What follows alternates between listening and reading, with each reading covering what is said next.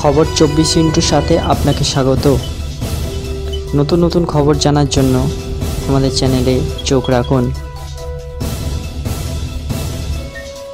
উত্তরপ্রদেশের প্রয়াগরাজে মহাকুম্ভ মেলায় যাওয়ার রাস্তায় অগ্নিকাণ্ড। শনিবার সকালে রাস্তার ধারে দাঁড় করানো গাড়িতে আগুন লেগে যায়।